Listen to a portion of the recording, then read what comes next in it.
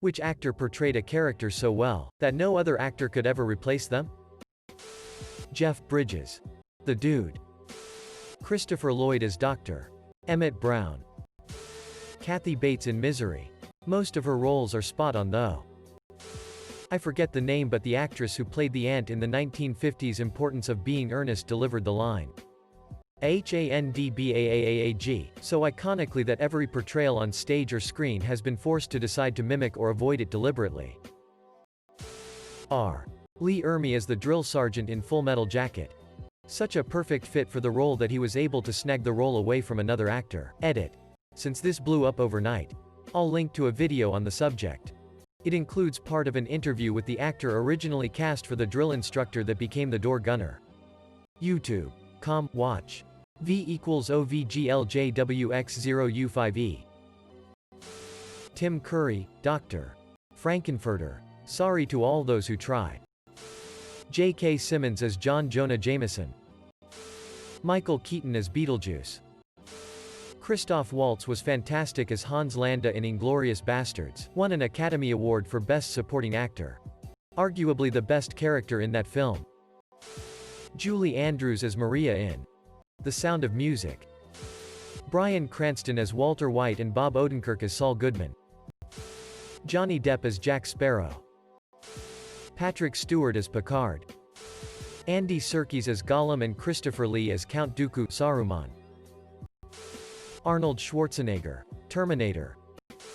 James Gandolfini as Tony Soprano. And yes, I realize his son may end up playing a younger version of that character. But the middle-aged Tony could never be portrayed by anyone else. Viggo as Aragorn and Ian McKellen as Gandalf. Edit. I must start disabling replies. It's an honor to have my top comment about a lesser. Harrison Ford as Henry. Indiana Jones Jr. Definitely Hugh Laurie as House. James Earl Jones, voice of Darth Vader. Christopher Walken in the video Weapon of Choice. Alan Rickman as Snape. Raul Julia as Gomez Adams. Mandy Patinkin as Inigo Montoya. Also, Andre the Giant as Fezzik. Also, Cary Elwes as Wesley. Robin Williams as the Genie. Yes, there was the Will Smith remake. But hear me out. No one in the world could replace the genius improvisational comedy that is the Robin Williams Genie. That's why they didn't have Will doing all the voices, jokes, and pop culture references that Robin did, because that kind of genie belongs to the one and only Robin Williams. Jim Carrey as Ace Ventura. Alan Tudyk as Hey Hey. No one else could have made that character believable. Ralph Fiennes as Herman Goethe in Schindler's List. Never hated a man more. Bravo Mr. Fiennes. Edit. Yes, I know it's Eamon GTH, my mistake, it's been a few years since I've seen the film. Val Kilmer as Doc Holliday. I've seriously seen Tombstone so many times and his performance makes it a great movie every time. Jack Gleason as Joffrey and Iwan Rheon as Ramsay in Game of Thrones. Anthony Starr as Homelander in The Boys. David Bowie as Jareth, the Goblin King. Jason Alexander George Constanza. Imelda Staunton as Dolores Umbridge. Tom Hanks, Forrest Gump. Steve Carell as Michael Scott. Rowan Atkinson, Mr. Bean. Edit. Fixed name. Gene Wilder as Willy Wonka. James Spader as Raymond Reddington in The Blacklist. Robert Downey Jr. as Tony Stark and Johnny Depp as Captain Jack Sparrow. The air just flat out perfect for their roles. Edit. Hey, my first gold. I just wanna thank God. RDJ and Johnny Depp. Satan.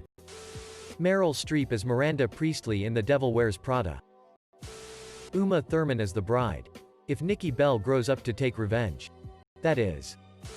Haven't seen it mentioned, so Helena Bonham Carter as Bellatrix Lestrange. When reading the books, it's who I saw in my head playing her.